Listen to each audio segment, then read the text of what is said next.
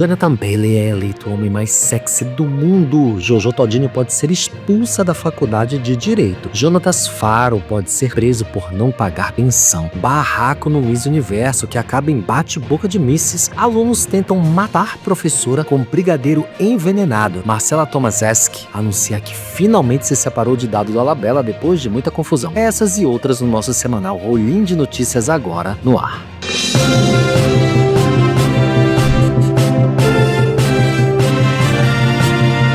Olá, minhas rolinhas, eu sou Márcio Rolim, o criador e apresentador deste semanal de notícias que a gente faz todos os domingos, às vezes ao meio-dia, às vezes um pouquinho mais tarde, mas sempre no domingo, resumindo tudo o que rolou aí no Brasil, no mundo e muita coisa também que não interessa, que a gente só vai saber que aconteceu aqui. Então, por favor, coloca o seu dedão aí, segue esse canal aqui de baixo, tem o nosso apoia-se, o nosso clube de membros, pra você mandar uma ajudinha qualquer e a gente continuar fazendo vídeos legais todos os dias e vamos de notícias.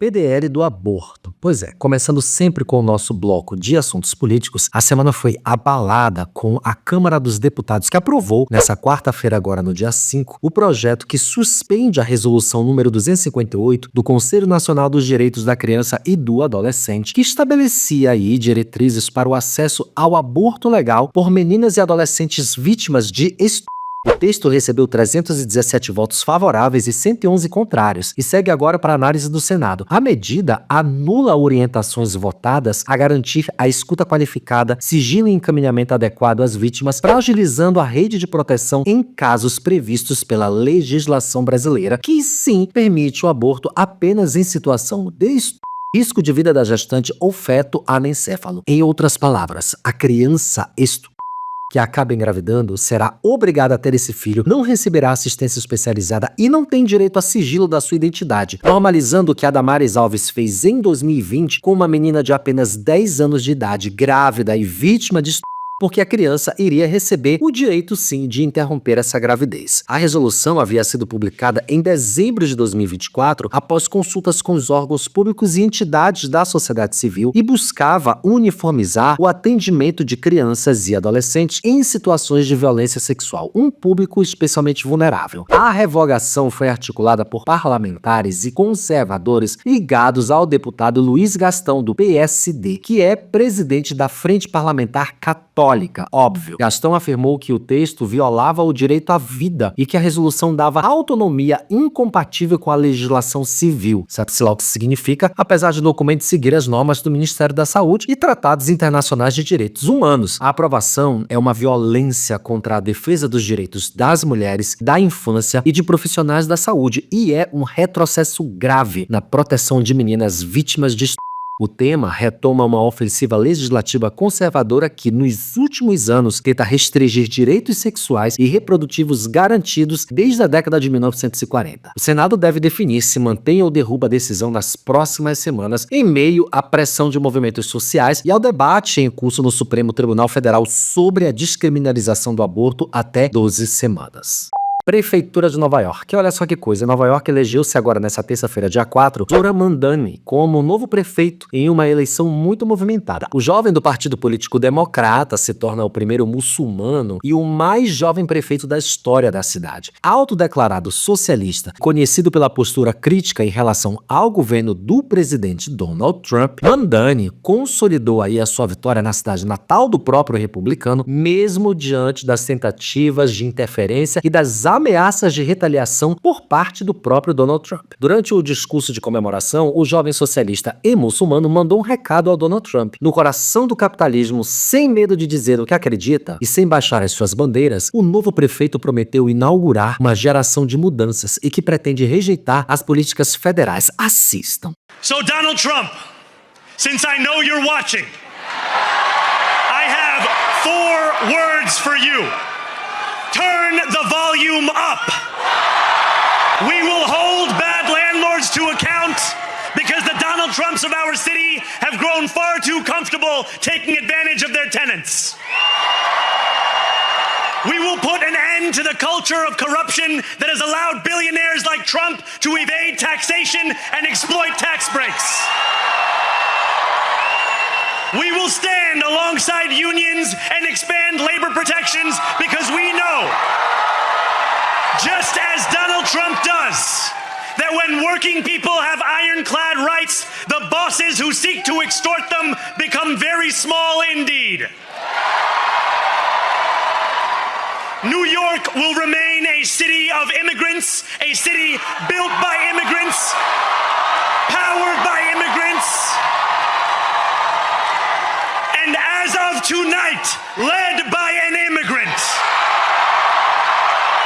E ele ainda acrescentou: sou muçulmano, sou socialista democrático e o mais sério de tudo, recuso-me a pedir desculpas por isso. A votação começou às 6 da manhã do horário local e terminou às 21 horas, que era 23 horas em Brasília, levando 2.055.921 votos nas urnas. De acordo com os dados oficiais, 735 mil pessoas votaram antecipadamente, que é um número 4 vezes maior que o registrado na eleição municipal de 2021. Na internet, as pessoas se questionaram se os nova-iorquinos se esqueceram do dia 11 de setembro e que ele vai tirar direito de mulheres e LGBTs. Bem, os tempos são outros, os ataques não são responsabilidade dele nem de sua época, e as campanhas dele são todas voltadas para a assistência à população, coisa que o Donald Trump nunca fez desde que assumiu a primeira vez o governo dos Estados Unidos. Vamos aguardar.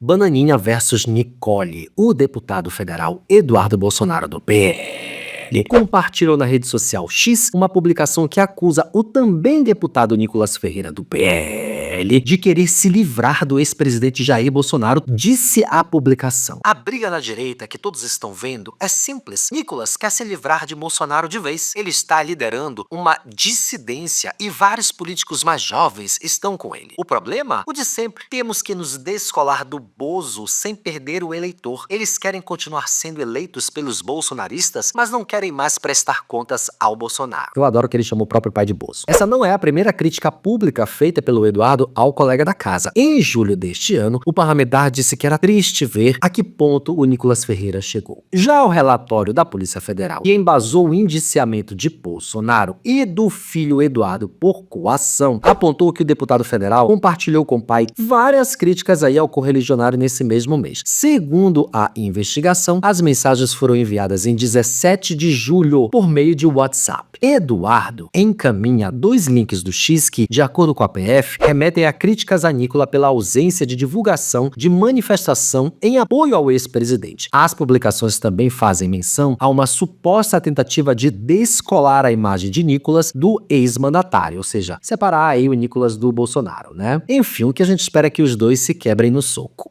Pods do mal. Agora vamos para o bloco de sangue e destruição. Um policial militar do estado de São Paulo e ex-professor de uma escolinha de futebol em Formosa, em Goiânia, foi preso preventivamente mais uma vez na tarde dessa sexta-feira, agora no dia 7, suspeito de estupro de vulnerável e outros crimes. A prisão foi realizada pela Polícia Civil de Goiás com o apoio da Polícia Militar de São Paulo durante o cumprimento de um mandado judicial. Com as investigações, à época, o investigado utilizava de sua hierarquia como treinador da escolinha para criar grupos de WhatsApp com crianças e adolescentes nos quais ele compartilhava imagens e mensagens de teor sexual. O comportamento foi descoberto e resultou em sua demissão da instituição esportiva. Mesmo depois de ser despedido, o policial manteve contato com um adolescente de 12 anos, trocando mensagens pelo aplicativo, como vocês podem ver aí nessa imagem. Segundo a polícia, ele negociava cigarros eletrônicos, conhecido popularmente como pods, para se aproximar da vítima e praticar os seus crimes. Inicialmente, o investigado foi preso preventivamente durante as diligências e os aparelhos telefônicos foram apreendidos para uma unidade militar localizada em Ribeirão Preto, aqui em São Paulo. Cerca de 12 meses depois, ele teve a prisão revogada e passou a responder em liberdade sob medidas cautelares. Contudo, com a juntada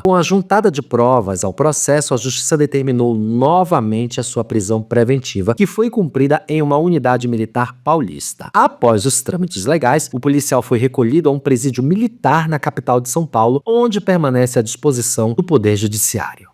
Golpista de aplicativo, como se essa fosse uma coisa nova, né? Policiais civis da Delegacia Especial de Apoio ao Turismo, DEAT, da 13ª DP de Ipanema, prenderam nessa quinta-feira agora, no dia 7, Cláudio Rafael da Silva Queiroz de Pontes, de 22 anos, acusado de integrar uma quadrilha que aplicava o golpe conhecido como Boa Noite Cinderela contra turistas, especialmente homens gays estrangeiros, na zona sul do Rio de Janeiro. As informações são do site Fino. Cláudio, que se apresentava como garoto de programa programa tinha 2 mandados de prisão em aberto por roubo e associação criminosa e foi capturado em Cabo Frio, na região dos Lagos. Outros 3 suspeitos, sendo 2 homens e uma mulher, seguem foragidos. Segundo as investigações, o grupo utilizava aplicativos de relacionamento voltado para o público gay, como o Grindr, para atrair as vítimas, geralmente estrangeiros e pessoas mais velhas. Os encontros eram marcados em praias ou em bares na Zona Sul. Após dopar os turistas, os criminosos realizavam saques, transferências bancárias, furtavam celulares e objetos de valor. Em maio, um turista mexicano chegou a ser encontrado desacordado na praia de Ipanema após conhecer Cláudio por meio de um aplicativo. Outros casos semelhantes também foram registrados. Em julho deste ano, um turista italiano perdeu cerca de 19 mil euros, o equivalente a 117 mil reais, após ser dopado durante um encontro. Já em agosto, 2 turistas chilenos tiveram prejuízo de 15 mil reais em Copacabana. A 13ª DP ainda investiga outro episódio envolvendo um pernambucano hospedado em um hotel na Avenida Atlântica e que teve o celular e mais de 60 mil reais roubados após consumir bebidas oferecidas por um dos criminosos. De acordo com a delegada Patrícia Alemani, titular da DEAT, o grupo analisava o perfil das vítimas antes de agir. Disse ela: eles se aproveitavam da aparência e do poder aquisitivo das pessoas. Em alguns casos, nem cobravam pelo encontro, pois já planejavam dopar a vítima e cometer o crime, explicou.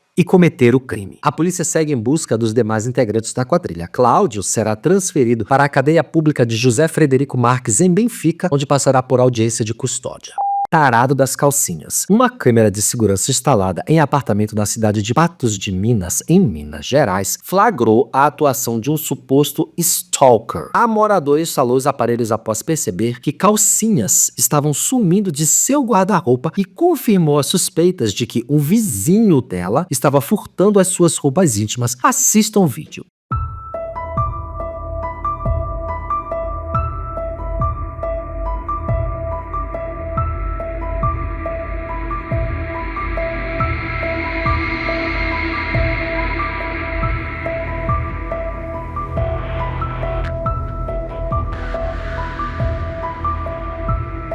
O suspeito foi preso nessa quarta-feira, agora no dia 4, e confirmou estar afanando os objetos de dentro do apartamento da colega do condomínio desde janeiro desse ano. A vítima chegou em casa e percebeu o sumiço de itens como calcinhas, token de acesso e pendrives. Após acionar as autoridades, a polícia entrou no apartamento do suposto stalker e encontrou roupas íntimas da vítima, dinheiro e uma porção de maconha. Talvez ele gostasse de apertar cheirando uma calcinha. Brigadeiro da morte. A Polícia Civil da Bahia investiga um caso ocorrido em uma escola em Salvador, onde alunos de 12 anos tentaram envenenar 2 professoras com brigadeiro após receberem nota baixa. O episódio envolveu 4 estudantes, 3 meninas e um menino do ensino fundamental, que teriam planejado colocar chumbinho em doces que seriam entregues aí às suas professoras. De acordo com o boletim de ocorrência, o grupo pretendia atingir 2 professoras em específico como forma de vingança por causa do desempenho escolar. A tentativa de crime só não foi executada porque um 5º aluno descobriu o plano e avisou a direção da escola. Os estudantes confessaram ter planejado sim o envenenamento das professoras, mas negaram ter levado o veneno para a instituição. Em áudios que circulam entre profissionais da educação, uma das docentes desabafou e pediu que os colegas redobrem os cuidados com os presentes alunos. Disse ela: fiquem alerta, não aceitem nada. Infelizmente estamos vivendo assim. Que loucura, né, gente? Professores já são mal pagos, desrespeitados e ainda correm risco de morte. Pegando fogo. A Polícia Civil de Goiás, tudo acontece em Goiás, meu Deus do céu, prendeu uma mulher suspeita de tentar matar o próprio marido ao atear fogo nele dentro de casa. O crime ocorreu em Goiânia na segunda-feira, agora no dia 23. Toda a cena das ameaças ao momento do incêndio foi registrada em vídeo pela própria vítima. O motivo, segundo a investigação, seria ciúmes. As imagens mostram que o homem estava deitado na cama quando a esposa deixou o cômodo, saiu do quarto, retornando com uma garrafa de álcool e um isqueiro na mão. Em seguida, ela se aproximou e ateou fogo no corpo dele. Assistam.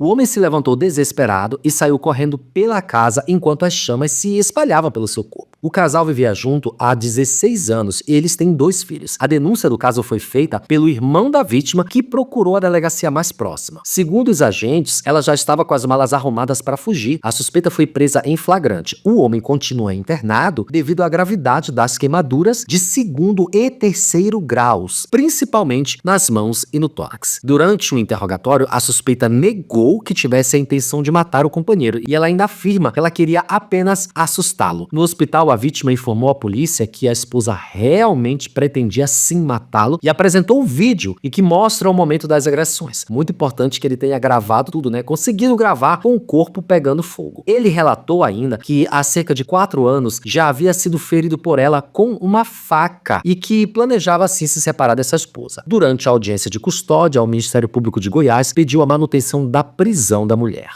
Só piora. A influenciadora digital Aline Bard Dutra, a gente já falou dela aqui várias vezes, mas conhecida nas redes sociais como Esquerdogata, entrou na mira do Ministério Público de São Paulo, dessa vez, de novo, por causa de vendas de rifas virtuais em seu perfil na rede social. Segundo a Promotoria da Justiça Criminal de Ribeirão Preto, a prática pode configurar contravenção penal, já que sorteios e rifas só podem ser realizadas com autorização do Ministério da Fazenda. De acordo com o documento do processo, o promotor Paulo José Freire Teotônio propôs a Aline o pagamento de 10 salários mínimos como forma aí de um acordo para evitar uma ação penal. Daí ela pede o réu primário dela. O valor que poderá ser parcelado, né, claro, foi definido levando em conta a grande quantidade de seguidores que a influenciadora tem, porque ela se gaba de ter 1 milhão de seguidores, como vocês viram no primeiro episódio dela com a polícia. Só que agora ela só tem 770 mil porque ela perdeu uma grande parte. As investigações começaram a abrir desse ano, mas meses antes do episódio em que a Aline foi presa por desacatar autoridades policiais militares em Ribeirão Preto no fim de outubro. Caso ela aceite o acordo proposto pelo Ministério Público, a Aline poderá evitar aí essa ação penal, mas ainda precisará comprovar o pagamento integral do valor estipulado. Lembrando que ela está sob a mira da prefeitura, onde ela tem um cargo público como professora e meteu mais de 100 atestados médicos em 4 anos. A gente falou isso aqui na edição passada. Bem como ela teve 10 licenças, 9 sem vencimento e a que a atual vigora com vencimento. Pode ser exonerada.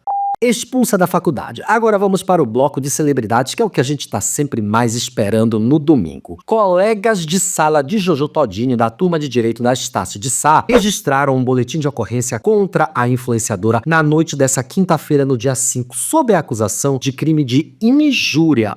Que novidade! A ocorrência foi registrada na 32ª Delegacia de Polícia de Taquara, na zona oeste do Rio de Janeiro, após uma confusão envolvendo Jojo durante um simulado da disciplina de Direito Empresarial. Estudantes relataram que um grupo de alunos, do qual a Jojo participava, teria feito muito barulho quando os colegas e a professora responsável pediam silêncio. E isso gerou uma reação imediata da influenciadora, que respondeu com palavrões. De acordo com a ocorrência, a professora interferiu, mas as agressões verbais continuaram. Além disso, os alunos informaram que esse tipo de comportamento da cantora, da influenciadora, sei lá o que ela é recorrente e que a instituição foi formalmente comunicada. Em 2024, a influenciadora foi alvo de um processo movido por uma ex-colega de curso que acusou Jojo Todinho de agressão, de um tapa na cara, tá? E pediu uma indenização de R$100 mil por danos morais. Tem vídeo disso aí. O advogado Rodrigo Mondego, integrante da Comissão de Direitos Humanos da OAB, se manifestou sobre o caso e anunciou que oferecerá orientação jurídica gratuita a todos os alunos que se sentiram ameaçados pela influenciadora. Em publicação feita no X, Mondego descreveu que já foi atacado por ela no ano passado só por dar uma palestra e que não vai tolerar impunidade para esse tipo de comportamento. Vocês lembram, né, quando ela veio na internet e falou mal dele porque ele estava falando de direitos humanos. De acordo com algumas especulações, é possível que Jojo Todinho seja expulsa da instituição de ensino, interrompendo aí o seu sonho de ser advogada, delegada, doutora e dona do escritório Um Tiro de Justiça.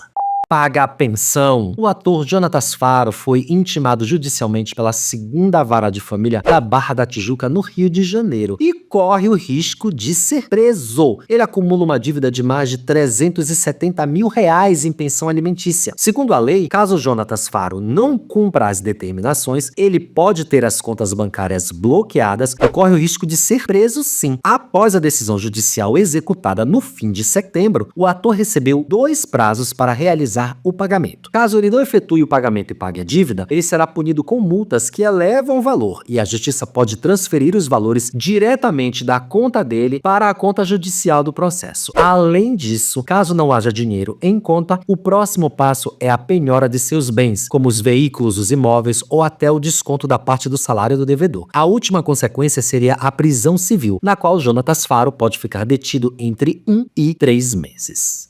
Separada, enfim. Marcela Tomaszewski e Dado Dolabella não formam mais um casal após muitas polêmicas envolvendo agressão. A modelo confirmou a informação com exclusividade em um papo com Lucas Pazin na noite dessa sexta-feira agora, no dia 7. Disse ela: "Terminamos hoje. Não tem mais relacionamento e nunca mais vai ter. Estou bem, mas não existe mais nada entre eu e ele." Inclusive, ela mesma publicou nas redes sociais um vídeo onde ele confirma a agressão durante as brigas dos dois. Assistam. Cabeça, como você fez em mim. Você me deu um tapa na cara.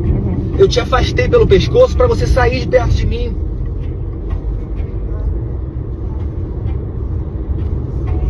Você sabe disso, cara. Em momento... Questionada se pretende seguir com as denúncias contra Dado Dolabella por suposta agressão, Marcela afirmou: "Não quero falar disso no momento. Apenas não estou mais com ele e não quero a minha vida associada a ele." Bom, ainda na conversa, a modelo desabafou que tudo isso virou um circo e que ela não quer mais ser palhaça desse circo, que ela tá sendo atacada, machucada por muitas pessoas e que ela não merece isso, que ela já chegou numa espécie de limite onde seu psicológico já não lida mais com essa situação. Tomara que de fato ela entenda que ele é um agressor de mulheres compulsivos, que ela sim denuncie ele e se torne melhor amiga da Luana Piovani.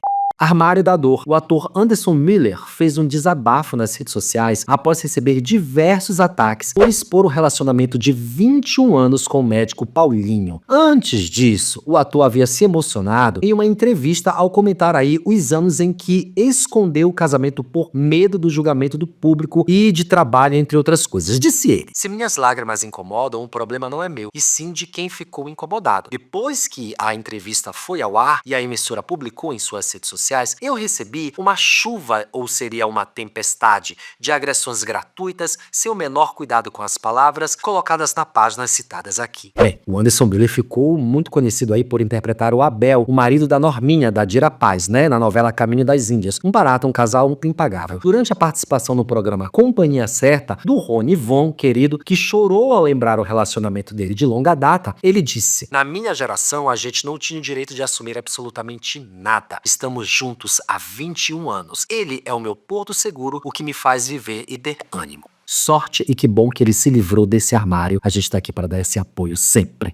Miss Universo baixaria no concurso. O diretor do Miss Universo Tailândia, Nawat Itsaharzel, não sei dizer esse nome, resolveu repreender publicamente a candidata Fátima Bosch, Miss México, durante a cerimônia de entrega das faixas, uma cerimônia muito tradicional. Durante o evento, Nawat chamou Fátima de burra e mandou os seguranças retirarem quando ela tentou se manifestar e sair do salão. O episódio causou uma reação em cadeia em protesto, com as diversas candidatas deixando o local em solidariedade à mexicana. Foi uma grande confusão, um bate-boca, que acabou no afastamento dele da função, levando o Alecrim Dourado às lágrimas a fazer um pedido público de desculpas logo no dia seguinte, alegando estar sob muita pressão. Assistam o vídeo de desculpas.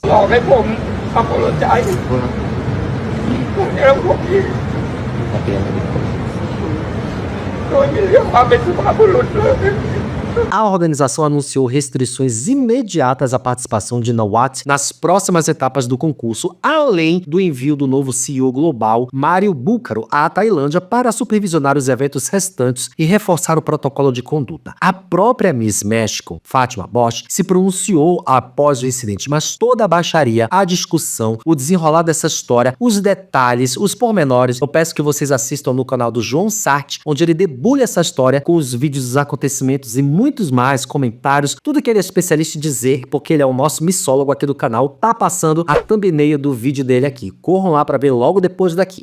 Homem mais sexy do mundo. E para terminar esta edição, que é uma coisa que a gente adora terminar com homem gostoso, gay, o britânico Jonathan Bailey, muito conhecido pelos seus papéis em Bridgerton e no aguardado Wicked for Good, e também no primeiro Wicked, acaba de conquistar um título histórico. Ele foi eleito pela revista People o homem mais sexy do mundo em 2025, tornando-se o primeiro homem abertamente gay, abertamente porque já teve outros aí, que a gente sabe, a receber essa homenagem. O anúncio aconteceu no mesmo dia em que Bailey esteve em São Paulo na noite dessa terça-feira, agora no dia 4, para participar da divulgação de Wicked for Good, a segunda parte da adaptação cinematográfica do icônico musical da Broadway Wicked, que é maravilhoso, todo mundo adora. Atualmente, a adaptação de um musical mais bem-sucedida da história do cinema, inclusive o musical tá em cartaz no Brasil também. Com 36 anos, Bailey se tornou um símbolo de talento, elegância e representatividade. Ao longo da carreira, ele tem usado a sua visibilidade para falar abertamente sobre autenticidade, orgulho e o direito de existir sem se esconder e sem nunca ter estado no armário. Para muitos fãs, a escolha da People representa mais do que um prêmio de beleza. É um reconhecimento do avanço da visibilidade LGBTQIAPN+,